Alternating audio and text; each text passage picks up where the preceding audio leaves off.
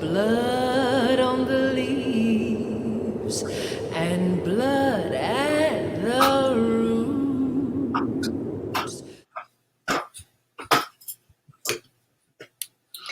Hey everybody, this is Stephanie Renée welcoming you to the next edition of Blood at the Roots, offered to you by Soul Sanctuary Media.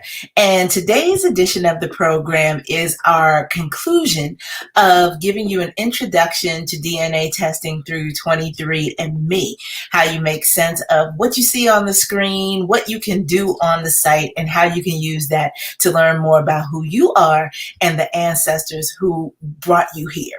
And so in our past two episodes, we've been dealing with some of the intricate science that 23andMe delves into.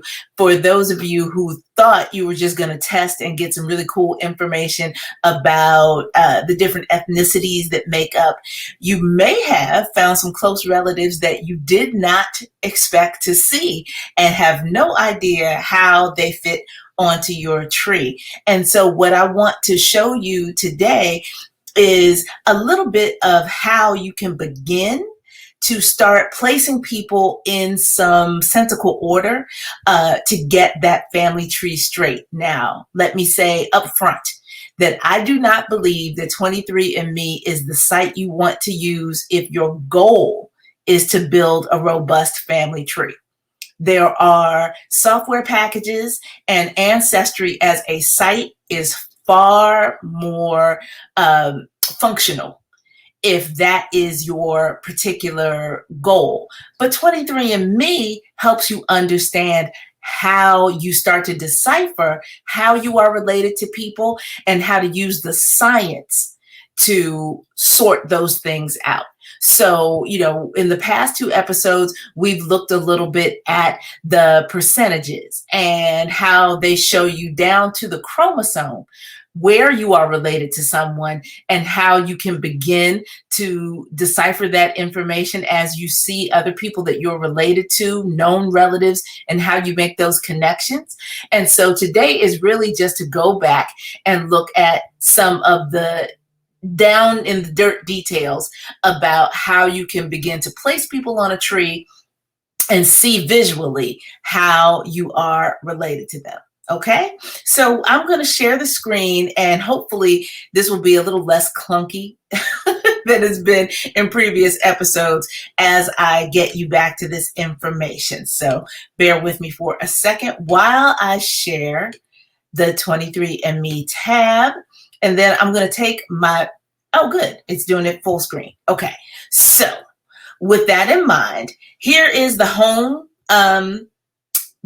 screen for 23andMe.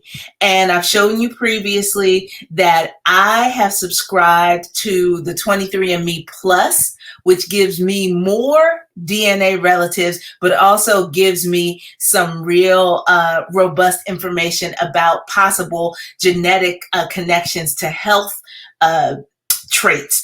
We're not going to get into any of that. If that's something that you want to look into, that's very, very personal. And so, I don't mind sharing it, but just so you understand that many people are really funny about the health things. And I think that's something you should explore totally on your own. But if we're scrolling down, where I want to go again is to my DNA relatives list. And it usually takes a while to populate it. So we're going to sit here for a second as it pulls that up. And then I'm going to specifically go into my half-great nephew. And that seems very specific, but that's only because I know precisely how Sean is related to me. And I can show you the feature as it relates to the family tree very easily because of it. So I'm going to click on Sean's page.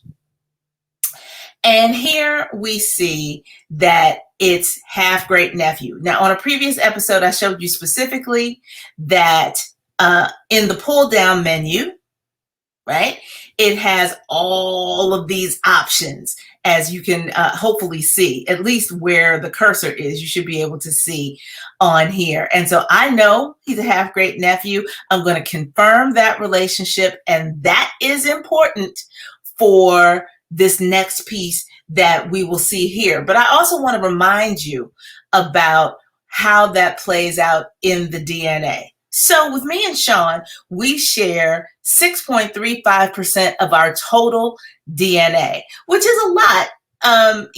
When you see this, the whole idea of half great nephew, right? But let me explain sort of how that works. So for any person, you share 50% roughly of each of your parents, and then 25% of each of your grandparents. And again, separate that by half as you go further and further up the tree. So with half great nephew, we're talking about the fact that we share my paternal grandparents, right? But we share my paternal grandparents because his sister and I are half sisters. So we share the same father. So going from my grandmother to my father, to my sister, to my niece, to my nephew, even if we start with my father, right? So my sister and I only share an approximate half of the DNA from my father, right? That's our 50%. That 50% trickles down to 25% with my sister's daughter, my niece, and then a potential 12.5% that would go to my nephew if my sister was my full sister. But because she's my half sister, all of those percentages go half to half to half to half in any generation above or below. So my half great nephew basically shares exactly what he should share, about 6.25%, based on the common ancestor that we have and how the DNA trickles down. So as you can see in the graphic, we share DNA on just about every chromosome and a little chunk of our X chromosome as well. So I like kind of wiggling my fingers at that and going, hi, Grandma, because that's where we get that from.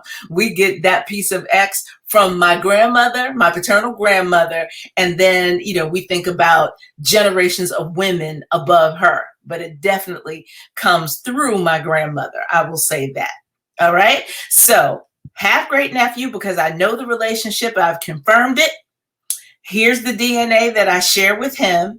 And then we go down to this button that says manually add to your family tree. So I had him on there. I removed him just so I could show you specifically how this function works. So we're going to click that button.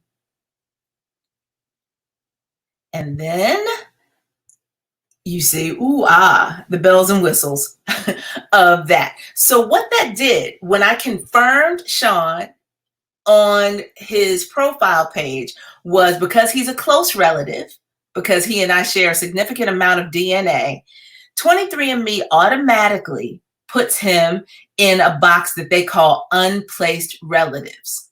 All right. So the reason why that is important is because they don't automatically put anyone on this tree. Everything that you see, and I'm going to pan out a little bit so that you can see the breadth of what I have here. And there we go. It's really, really small. So I understand if you might not be able to see all of it, and it just looks like dots right now. But all of these dots that have additional information with them, I have manually added the information on the tree. And that becomes really important, because if you don't have an idea of where these people fit, then that's fine. You can gradually, this did not happen overnight, ladies and gentlemen. This was a process, but it is why doing a family tree is incredibly important. If you have not begun the process of doing a family tree, then there's no way you are going to accurately be able to place people on your tree. But I'm going to pan in a little bit now so that you can see. Here I am with my parents, and this is me, it's my sister, And then this is my dad. Here's my mom. Here's my sister's mom. And then we go on down the line until we get to this dot that I've created specifically for this point. Now I'm going to have to pan in a little bit more so that hopefully you all can see these little very, very faint lines that connect all of this. They'll become more significant once I place Sean. So again, I had to manually create this dot where I'm going to link Sean's information because again, 23andMe does not just randomly throw these DNA relatives onto the list. They expect that you will put them there based on what the known relationship is. And so I can now take Sean, who's in my Unplaced Relatives box, and I can click on the dot where he goes. And then voila, everything is not grayed out anymore. Now we have solid lines, we have solid dots, and we can see this information. So, and again, 23andMe only gives you that option for close relatives that they will assume once you have identified somebody has a close relationship to you, you're going to want to put them on a family tree somewhere. So I'm panning out a little bit just so you can see more of what happens. So if we follow my paternal side, so here's my daddy, and then we go up to his parents, and then of course it splits off to my great-grandparents and so on and so forth.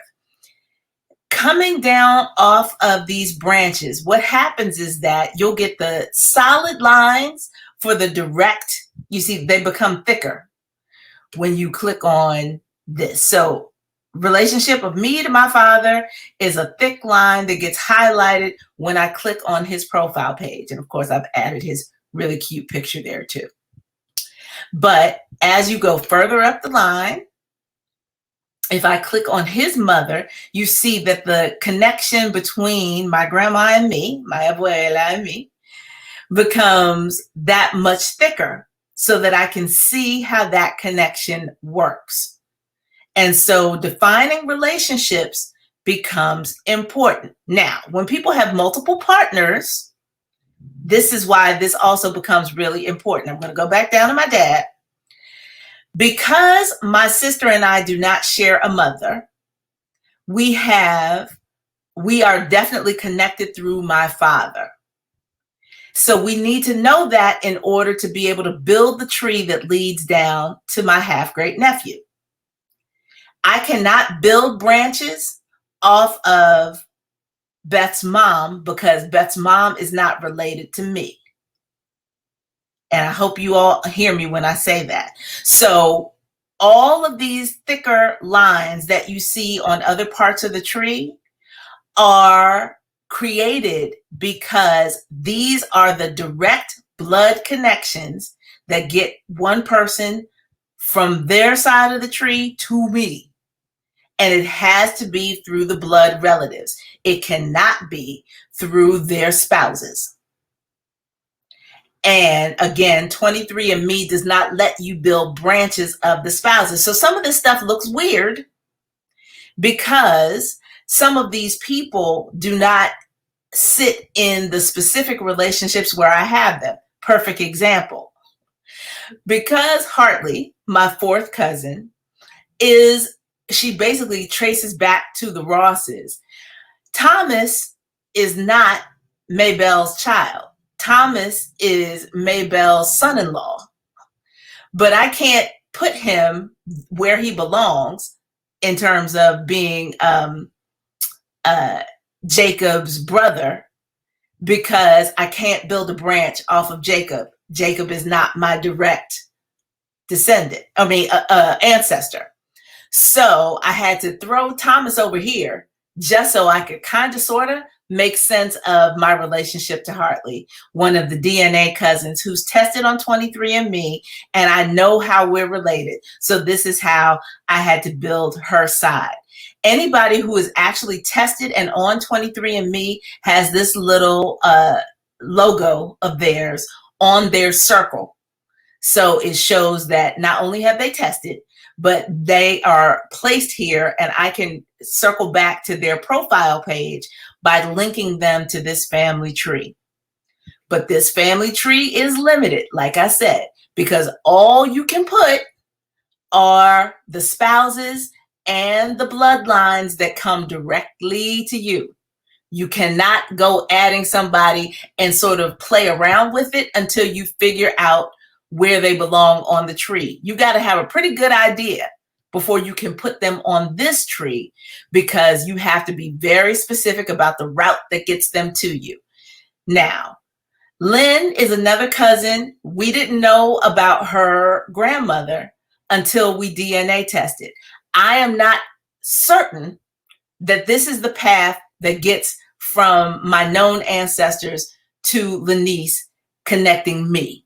But this is a close approximation, and you can move this if you find that it's wrong. So, as a perfect example, if I click on Bernice, I can view her basic info and all of this, and then you have options. I'm going to wait. Let me save this again. But you can edit the relationship. And so what that means is I can move her as an individual, I can move her branch, or I can remove her from the tree. Now let's try moving her branch. And so let me select her correct parents, and let me assume that we're still assuming for the time being that Bernice is William Jr.'s daughter, but not with Elizabeth, with Mary Rebecca. And so all it does is reconnect, and you see now the thick line goes from William to Mary Rebecca and Bernice. Now, I don't know why it didn't move that thick line over here, but we'll live with it. That's how this works. But the thick lines help to show you again the path that gets that person back to you. Okay?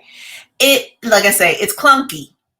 And I'm going to stop sharing just so I can say this directly to you. It's clunky.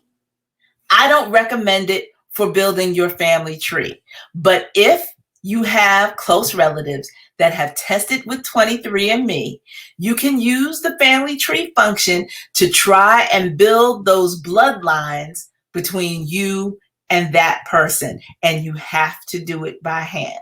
23andMe will no longer estimate where those people go. Now, I tested long enough ago where some of the people that you see on that family tree were originally estimated by 23andMe. They got rid of that function, but they didn't wipe those people off of your tree. They left them where they originally estimated they were and left it up to you to fill in the blanks to put that person where they belong. Not anymore. Now you get a blank slate. You get the close relatives in the unplaced relatives box, and they leave it up to you to figure out where they're actually supposed to go. Okay, so my tree is more of a hybrid than it will be if you test today and begin to build that process. I want to give me 1 second to go back to the Ancestry homepage, and I'll share my screen again with you so that you can see again some of these broad brushstrokes of how you can learn a little bit more about what comprises your DNA and how they make certain determinations. So let's share the screen again. And go back to the ancestry reports. So I have shown you the basic ancestry composition. If this is your first time tuning in, please go back to a former episode. You see the summary. And again, the only reason why I have this many relatives is because I pay an annual fee for the 23andMe Plus.